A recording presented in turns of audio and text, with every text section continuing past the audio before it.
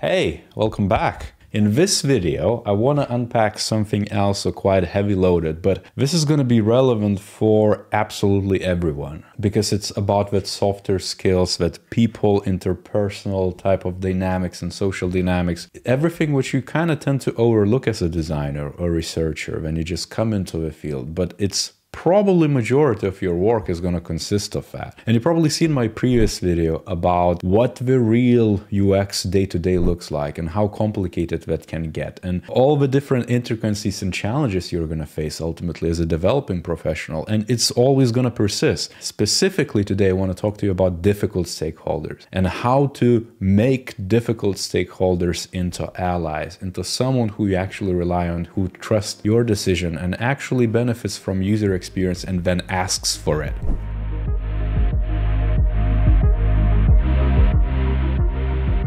This is a massive topic though. Like, you kind of need to probably develop a lot of your strategic skills, leadership skills, persuasion, and so forth. But I'm going to give you a specific blueprint, or at least a few principles which you need to start applying when everything else can be developed over time. So first and foremost, let me dive into the theory. And the theory here is super important. If you take someone like strategy and leadership guru Patrick Lencioni's 5 Dysfunctions of a Team, which is super important, semi-fictional book, I guess, which you should definitely read. You can read it in like an hour or so. It's going to transform the way you work with other people. And other people could be your teammates, it could be stakeholders, it could be those difficult people you deal with every day. It's a very simple framework. It's 5 bands which you can develop together with the teammates and ensure that you're actually all switched on and work together effectively. First band is absence of trust. Second band is fear of conflict. Third band is lack of commitment. Fourth band, avoidance of accountability. And fifth band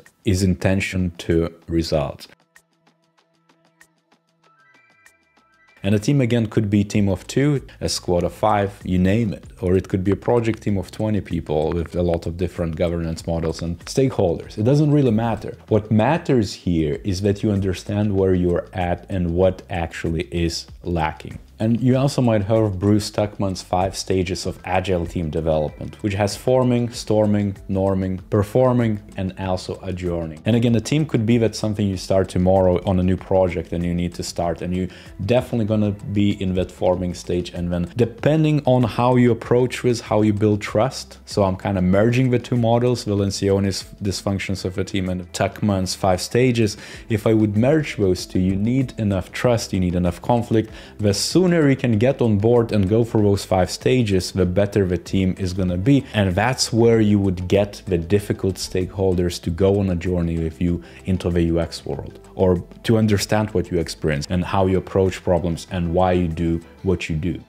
In the dysfunctional background, you lack trust. The stakeholders who come to you, they don't really trust the UX. They don't know what it's going to deliver. They don't maybe never worked with the UX. And if you don't have trust, you fear conflict, you fear opposition. You need enough trust for it to be, I guess, psychologically safe for you to bring the evidence and kind of fight in a good way, where you actually advocate for the user needs instead of just displaying, how hurt your ego is, or it appears that way, let's say. So you need enough trust and psychological safety to have that kind of like a push and pull environment. And then that feeds into 3 last bands, which is again commitment, accountability, and then the performance and outcomes of a thing.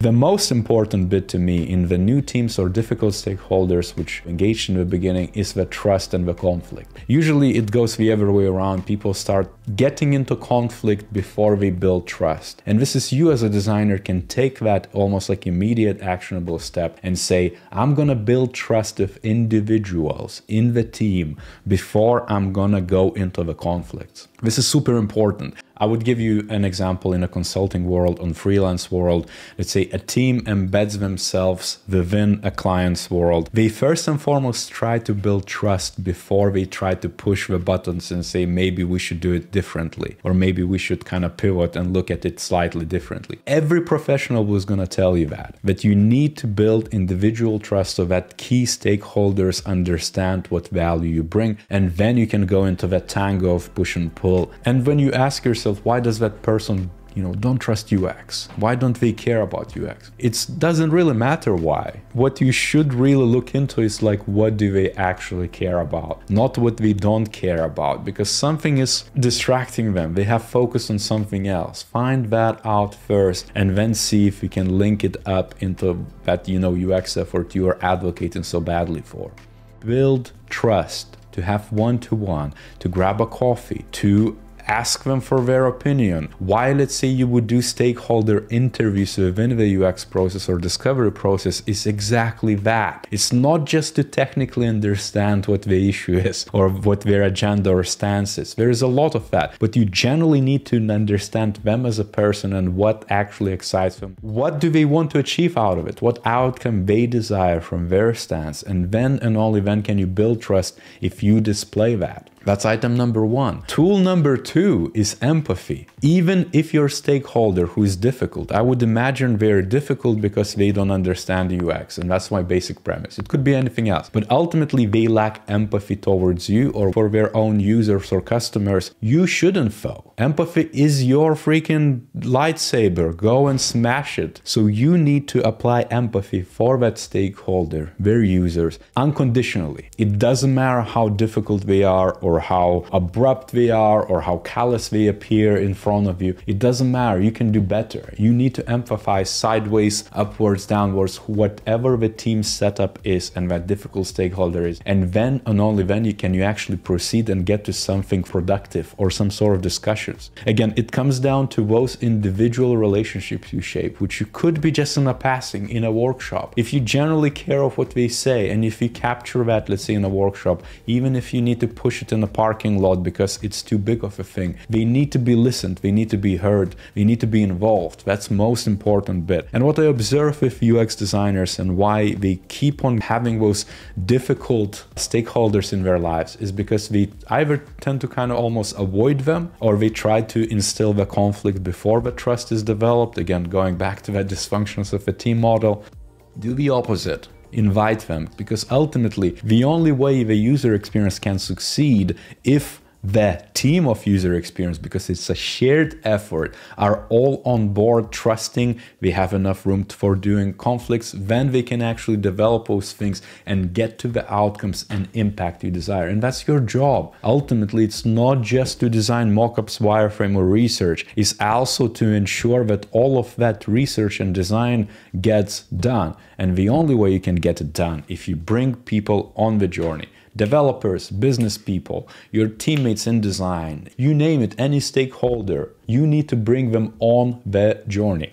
And so if you do all this, and if you develop those relationships, you should arrive at having allies, teammates, someone who can trust you, who you can trust. Allies are super important because they get what you're after. You can use them as the driving force for the change. Elevate them, pair up. Maybe you can make a better message or bigger, some sort of pack or sales pitch or whatever the context is. If you come together and you put the two minds together, you can arrive at something better, and then you could take and try to convince someone else. Understand that they might lack commitment because they just don't trust you just yet. And if you use that, let's say Lencioni's 5 dysfunctions of a team, you should just print it out and put it somewhere you can see it all day long, because it gives you a framework of, if you want an impact, go down that pyramid until you get to the trust and restart your journey with every single person you meet. Also be able to follow and get on a journey with them, because that's how you build that strong bond and those relationships which last